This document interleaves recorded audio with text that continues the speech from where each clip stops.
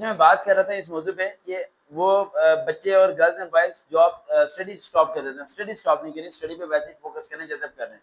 अब मैं 3 पॉइंट बताने लगा हूँ, वो तमाम गर्ल्स जो अप्लाई करना चाहती हैं या बॉयज़ अप्लाई करना चाहते हैं। पहला पॉइंट, 3 चीज़ें अपनी देख लें अभी आप, अगर वो 3 चीज़ें पूरी नहीं है तो तैयारी मत करें आप। पहली चीज़ आपकी हाइट, वहाँ पे जो लिखी है उसके बराबर है या नहीं।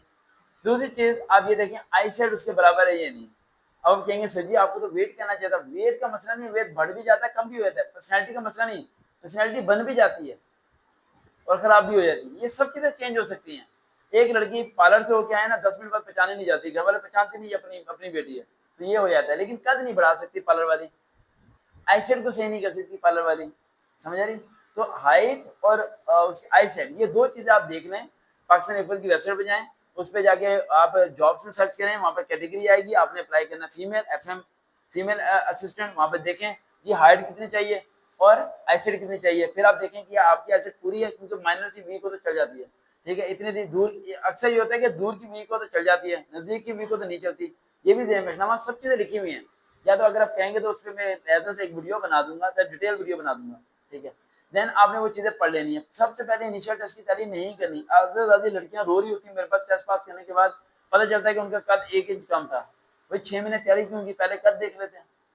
पहले हाइट देखो और एसिड देखो, उसके बाद तैयारी करो, उसके बाद इनिशियल की तैयारी करो, जान लगाओ। वर्बल, नॉन वर्बल, एकेडमिक, इसी को active, specific, detective, pair of word, सीना, मेंटल, सब चीज सीखो।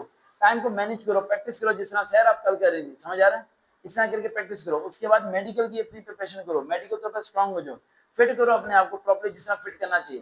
थर्ड पॉइंट, इंटरव्यू प्रिपरेशन, पहले दिन से इंटरव्यू की तैयारी करें आप लोग।